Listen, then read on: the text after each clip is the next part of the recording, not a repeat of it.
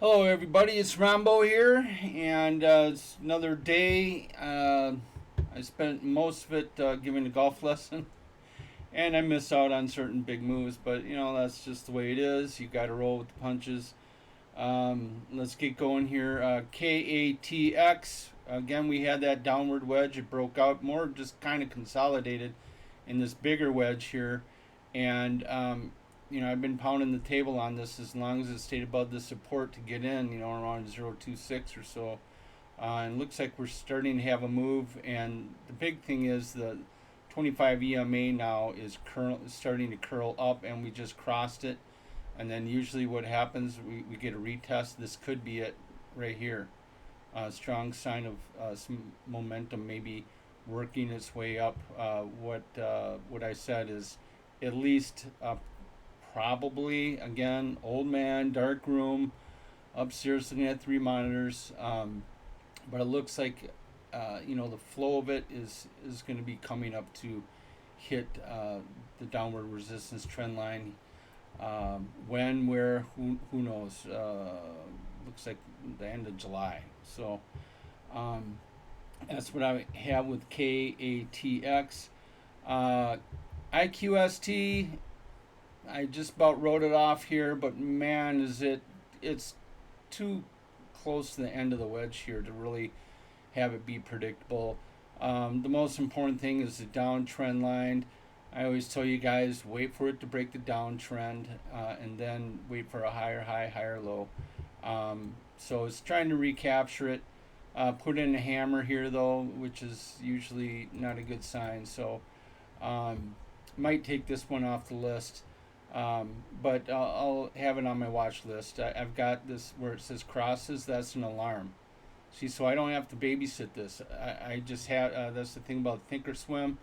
I just come over and see all these right here. These are all stocks that I'm watching without having to watch them because I set alarms on here. So I have an alarm on this downtrend. So when this crosses over, I'll get an alarm saying that it crossed over, and then I'll really start watching it. So that's the nice thing about Thinkorswim. EOSE, not doing too bad. I was thinking there was something I wanted to see on a larger chart here.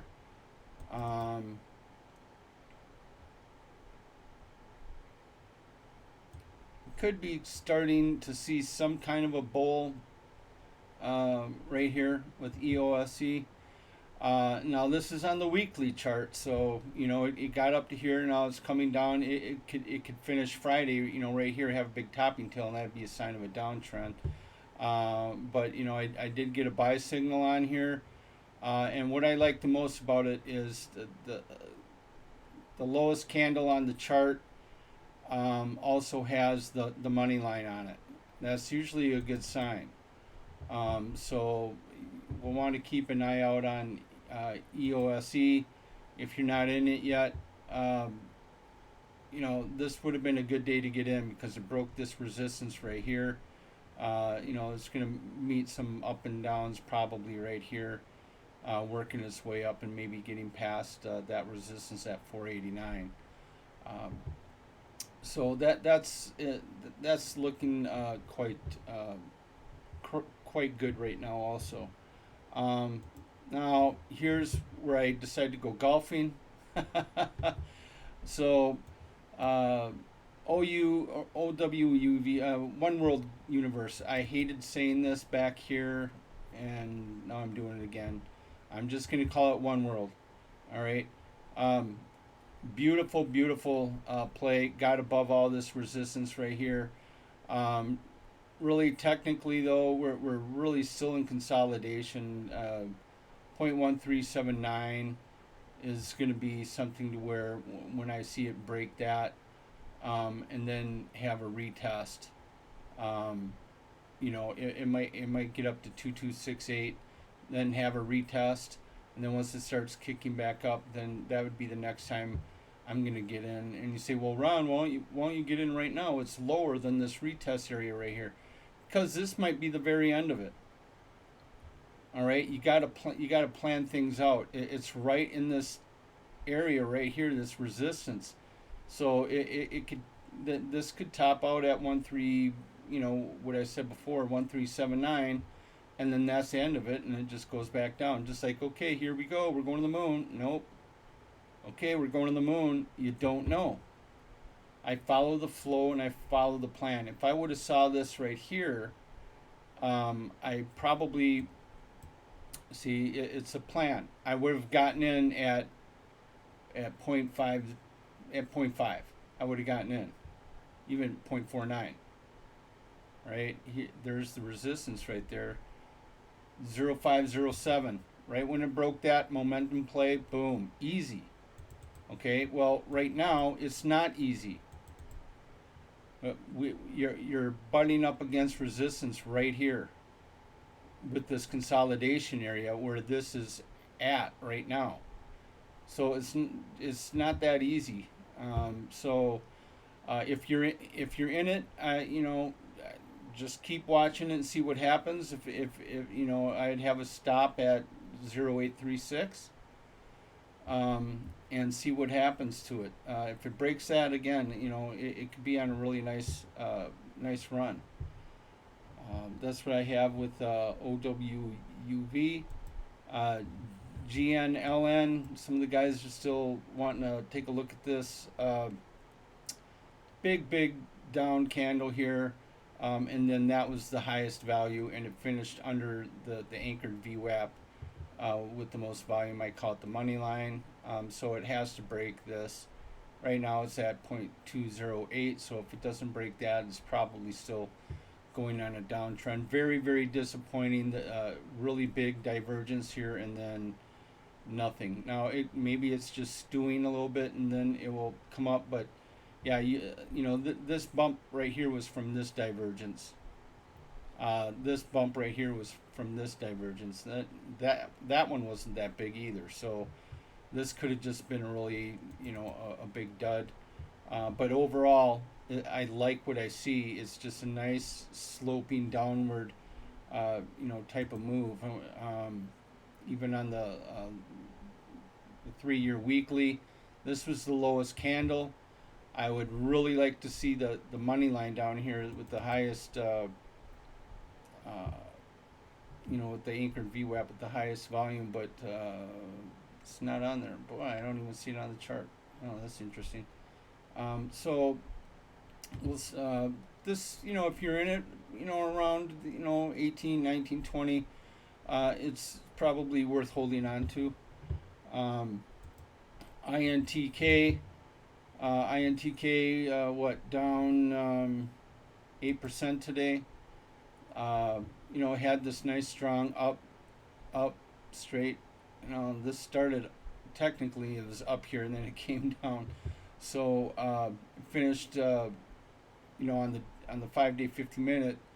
It got down to the -2 deviation. That would have been a nice time to get in at 0.0111 area. So I don't really like the moving averages are starting to level out here.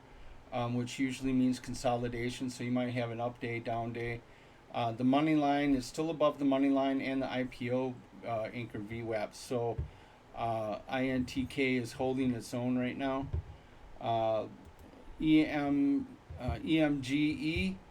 had a great run. Had a lot. The money line was right here, and it went above it, so there was a lot of momentum right here. But now we fell below it. We also broke underneath 25 EMA. So I thought I had something else here to look at. This downtrend here, I would like, at least on the weekly, I would wait for it to break this downtrend. On the daily chart here, I have two. This is on a smaller chart right here, so it looks like it could be coming down. But if it breaks that, tomorrow or something like that, we could still have a bigger move. We did have a run up past fourth sigma before, but guess what? It finished underneath it like it always does. This still has potential to run to 0.424 area or something like that. But as long as it stays below this downtrend line, matter of fact, I'm going to put an alert out on it, crosses above that. There we go. And we'll see what will happen with this. But again, like I said before, tomorrow it breaks, gives me a warning. I can get in and play the run. So we'll keep that in mind with EMGE. One that I'm also looking at is HIRU. Kind of a very, very ugly, I wouldn't really even call it a cup and handle because of this move right here. I'm more of a traditionalist. I really don't like that because the running ball comes down and boom, hits that and slows that momentum down. So this was a pretty big dip.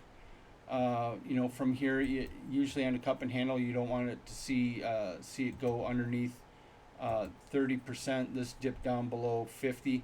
Now 50 is a good sign that it had a good rest from this run, and this can continue upward. So that's something to think about. This could just be starting to come up. The 25 EMA is going up, so that's always a really, really good sign. On the daily, I could use that for a stop. And here we go. The money line on one of the lowest candles. I really like it when it's on the lowest candle here, but boom, it broke right above it. That's a good sign of good momentum here with HRUE. T-belt. Again, the money line very, very, very low, and we start having a run up. Now we're at the second deviation here, so I don't know how much farther this could go. But on the 3-year weekly, we just had a buy signal. Now, usually they're pretty accurate, but when the candles are this small, these amounts aren't that good. But the program, the scripts that do these certain indicators, buy and sell. This is a super trend. They're usually really, really good, but not all the time. Sometimes you get faked out on them. But this one looks like it might be a pretty good signal here. It's at 309 now. It's already up to 582. There was something else that I kind of wanted to look at with the T-belt here. Interesting. I should have wrote it down in my notes. It's always like that. But T-belt, we just ran into, the weekly +2 deviation. We broke through it. So, that's a really, really good sign. Now, usually when it breaks through, you get a retest. Now, it did hit here and came down, and then it came up to it, and now it broke. So that might be a really good sign for a tough belt to continue onward. It's above the money line and everything here, so it looks pretty good. Now, these squiggly lines, again, remember these are the weekly deviations put onto the 4-hour chart. Okay, and what looks interesting with this, what I like, kind of like a squeeze indicator, usually these are pretty well the same all the way down, like my normal deviations. But look how wide they are, and they're getting smaller and smaller, and now really smaller. That's usually a sign that there's something big to come. Now this could have been it, or it could just be the beginning to a bigger run. So I'll leave that up to you guys to decide. But right now, we had the buy signal, down here at 209, and it's at 567 right now. So this could still be making a good move. It just looks really strong on the 5-day chart. It kind of came down underneath the 25 EMA a couple times, but right now it's making a move. So just be careful. I have a little divergence here. We had a bearish divergence right here, and it had a pretty good dip. So we'll see what happens tomorrow with this, with TBLT. Um, but that's something else to keep in mind. Box D, I've been telling people about this for the last, at least the last week or so. Um, the money line wasn't exactly on the lowest, but it was pretty much evened out and pretty much staying below. And now we're toying with it. It did break the downtrend. Okay, now and here it broke the secondary downtrend. So what does that mean? That usually means that the buyers are starting to get more and more interested in this and pushing it up. So when you see downtrends getting more and more shallow and the support lines going from steep to actually now starting to come up, like right here, I could, yeah, great.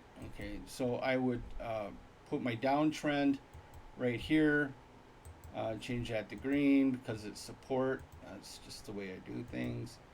Okay, so now the support line was here, and now it's actually starting to come up. That's a sign that buyers are starting to come into this again. But you know me, until it breaks that downtrend, I don't trust it. So I'm patient. I don't need to be the first one in. But when this breaks, we get a high that's above this area right here, 292 area, and then we get a retest, and that retest stays above this area right here. That's a good time to get into box D, and it's looking like it could happen soon. EVFM, this is kind of looking interesting. We had a cup here, and it tanked, and now it gapped up and started a cup, and now here, it gapped down this time. So maybe there's momentum with this one on EVFM, and we could start, working our way up to, the $2 range or so. There, I really don't like, really cup and handle. People saying this cup and handle with the gap here and a gap there. You want to see nice and smooth candles all the way down, and then smooth candles coming all the way up. This really isn't a cup and handle. It didn't even come up to this stage right here. But EVFM though, still below the money line, so I don't quite trust it yet. I'd like to see it break up, on the higher side. I know there was something else I wanted to see on this, but I can't remember what it is. Now this is close to, someone told me that this is a cup and handle, but no, you don't have something like this in that just kills the momentum, dies out. Now, of course, that doesn't mean it's not going to come back up again, which this does, but it doesn't have the force of it, just that ball just rolling down, gaining speed, and boom, it comes to the upside. So that's what you're looking for, a cup and handle. But now, as we look at the 3-year weekly, this gets interesting here. So, this is kind of a cup and handle right here, nice and flat. Now we had our, couple up weeks. We had a down week, and then we gapped down, and we're building up. So, and the thing is, if it breaks this right here, at around the 150, 154 level or so, I think. Let's see what's the high on this one. The high is 157. When it breaks 157, we have, a really nice run up to 257 or so. So that's a dollar. That's a dollar run. And if it breaks here, I mean, really, there's nothing really to stop it until this. It used to be that was support, but when it breaks, then the floor becomes the ceiling. So then we're looking at 540. So a lot of good things about EVFM to be looking at, especially on the 3-year weekly chart. Gives you a lot of time to think about every single week. and you just wait and see what this candle does and how it finishes. For me, I'm waiting for it to clear this area right here. So I'm waiting for around a $1.58 or so, $1.60, and then I'll make a nice run up to 250 or so, and it should be a nice ride up there, and of course, once it gets up at that area, if it breaks, then we're looking at more of a better run. It does have history of going to the 4 sigma from the -1. Okay, and now here we are at the just at the -1.5 deviation here. Oofta, sorry about that. So it has a good chance for a good run. And last but not least, the SPY. Boy, go back and look at my videos. I said it probably it's probably going to run up there. And for some reason, all of a sudden, my info boxes are on. But I thought, right here at this downtrend, it might break down to the south side, even though it was a bullish wedge. And sure enough, it broke. And once it broke, it breaks the secondary downtrend. It usually goes back up to the major downtrend, so that'd be a nice easy scalp. And right now, that's for we're looking at 431, guys. But most likely, what we're looking at is a little bit more realistically when we break it down to. Remember, we're in a downtrend. This is the downtrend line. It did break it, and now it broke this support or this resistance right here that it's been in for quite a while. So we're at least probably looking at going to the average price of around 407. And then once it hits there, this is the big thing. We did break the downtrend. We haven't set really a higher high yet.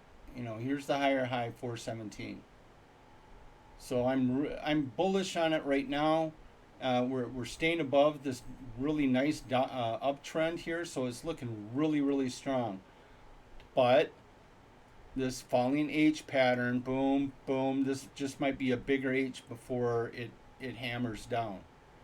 But right now, just by going in the deviations, it looks like we're going up to around that 407 area. And then we'll see what happens. Again, here, the average price, there's always a lot of fighting around the average price. Okay, that one didn't. But a lot of momentum on that one. But so once it gets here, there's going to be some fighting going on here. And then once it breaks the upside, then we could be coming up to this area right here, and most likely on our way to that downward trend line to be tested. Other than that, now we broke the downtrend, so usually on a wedge it likes to try to meet. I call it meeting the point. This is the point of the wedge. It breaks, and then it has like a nice little drop here on the if I drew the Fibonacci from this level here, usually a 20% retrace. That could happen tomorrow. I wouldn't be surprised. Let's see here. If we had it here, the 38 area, so it'd be around 388.62. We might see a drop here. Unless it continues to go up, and then we draw the Fibonacci higher and higher and higher, and then the 30% would be down at about this area trying to come back down here. And at that same time, if it did that, it'd also act as a retest. It would come back down, and then it will try to retest and break the average price. So with that said, guys, I hope you had a really, really good day today, and we will be seeing you tomorrow, and take care. Bye.